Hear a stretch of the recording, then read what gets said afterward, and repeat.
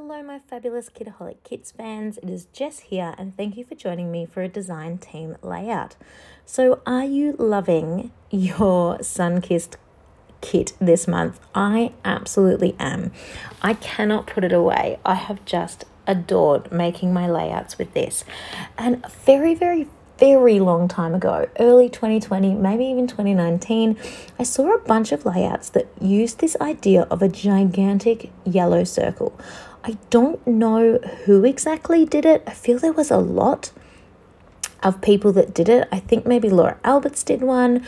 I'm not 100% sure, but I do remember seeing this big giant yellow circle in the middle of a page and I loved it. So I decided I was going to try my hand at that as well.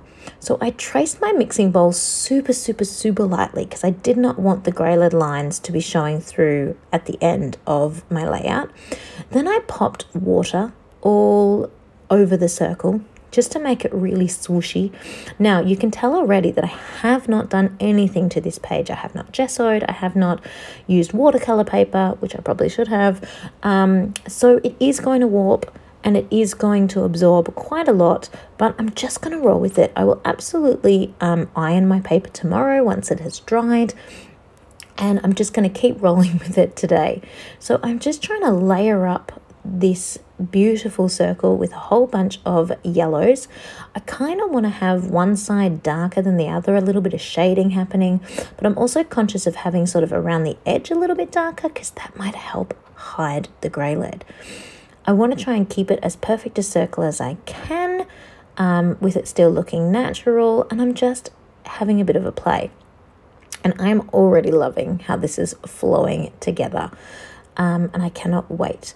I do have a bit of a mix-up coming up in just a minute. I get a little bit heavy-handed with my yellow, and I end up making a bit of a splash, a bit of a splatter, and that does make me cry just a little because it was also neat and beautiful and it was looking so good, and then splatter onto my gorgeous outline of the page.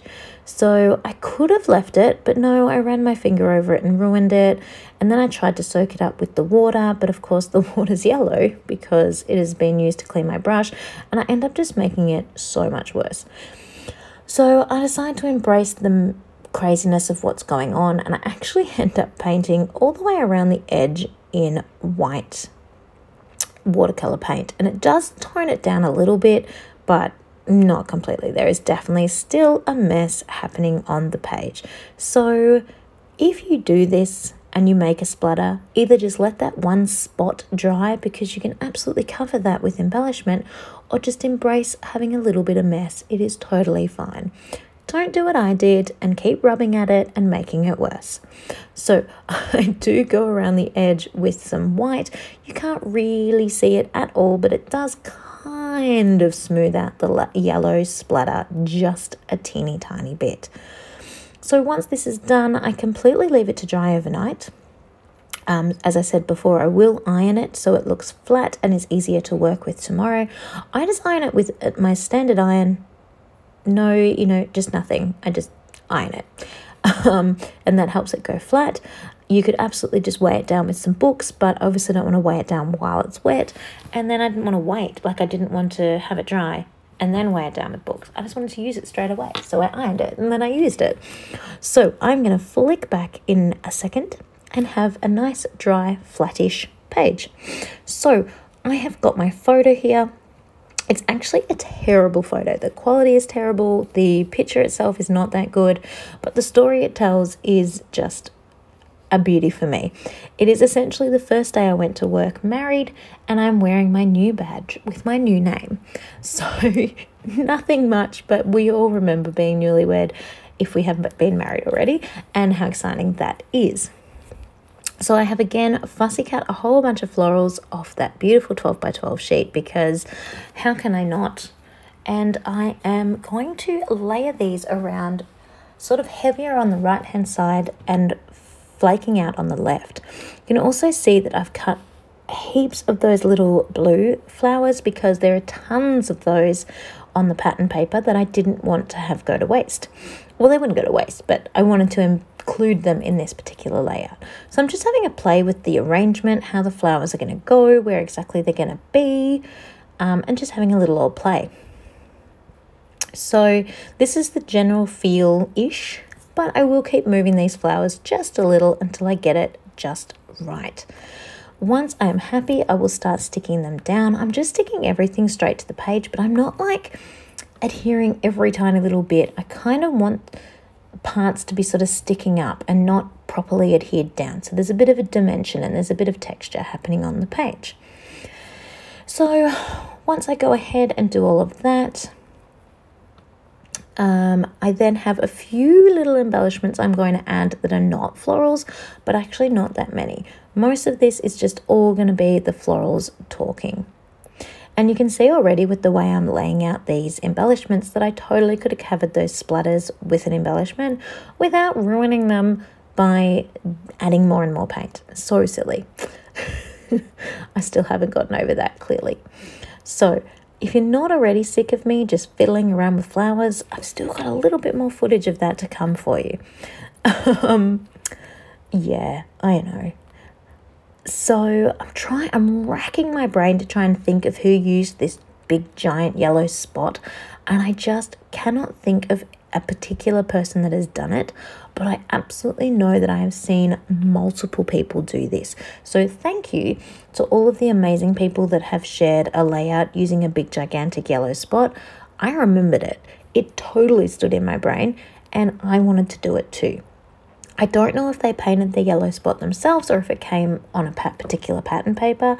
I genuinely have no idea, but I love it and thank you for sharing it. So once I am happy with the general placement of where these florals are, I just start gluing them down. And as I mentioned before, I'm not like slathering it with glue. There are bits that are sticking up, the bits of the florals are sticking up. They'll get flattened in my book anyway, but I love the way it sort of looks with some shadow, without it everything being 100% adhered down. I'm just going to go ahead and pop all of these little bits and bobs onto the page. I also have a title, which I'll pop on in a second. I didn't use the thickest that came in the kit, even though they're absolutely stunning. They didn't really have the sentiment of what this particular layout was all about and why this particular layout needed to be created and why it's just one single photo, like some random photo on a page. So I'm going to go ahead and literally label this Mrs. Ware, because why would you not want to remember basically your first day at work, where the kids are so used, as the middle of the year, so all of my kids still call me my old name and they have to get reminded to call me by my new name and all that fun. Why would you not want to remember that? So now I'm just sort of randomly putting on the little blue florals, still heavier on the right hand side and thinning out on the left, but I will spread those little blue ones a little bit more across the page than what I did with the large florals. I only have one ephemera heart left, so I'm just going to pop it on the page because I used the other 1, 2, 3, 4, 5, 6, 7, 8. Is it 8? Yeah, I think it was. The other 8 on my other 2 layouts that I've shared with you already. If you haven't seen those yet, definitely pop back through the playlist at Kitaholic Kits and see what you can see. So I just picked up my layout to see how this looked and realised I haven't even stuck on my photo yet, so I better do that. I kind of had forgotten what I'd stuck and what I hadn't because of the way I'd laid it out. But here we go. I didn't even mat the photo in anything more than just a white piece of paper. It absolutely could have had, you know, some more colour behind the photo. But I think I was kind of going for, you know, there's so much floral happening on the page that I thought that just one little white mat was enough. Then I pulled out a bunch of the phrases in the ephemera pack that sort of works with this particular photo, and there happened to be 3, which was the perfect number to just pop around on those embellishment clusters. And then I used all of the puffy flowers, just the flowers. I'm not sure why I didn't use the leaves, they're going to be hard to use later by themselves, aren't they, Jess? I really should have put those on, but I didn't. I just used flowers. And I'm just adding those to the little clusters. Just adds a little bit of dimension, a little bit of texture, something a little bit different to catch your eye on the page. Then I decided the photo itself didn't have anything particularly interesting going on with it, so I popped the love heart on top of it. And I will use one little teeny tiny puffy love heart on top of that as well, just to sort of tie it together. Looking good. Then I'm almost finished. I think I love the way this is going, so I think I'm just going to leave that be. Pull out some Heidi Swap Gold Color Shine and sprinkle that on. I'm almost completely out, so it'll be a little bit hard to get too many splatters out of it.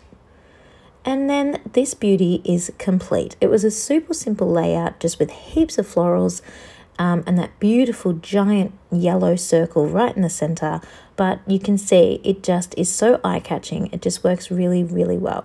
So thank you so much for watching. I hope I have inspired you to do some fussy cutting and to do some watercolor painting onto your layout. And I cannot wait to see what you are creating with this kit this month. Thank you so much, everyone. And I look forward to seeing your creations and your beautiful layouts coming out in the Kitaholic Kits Facebook group. Thanks, everyone.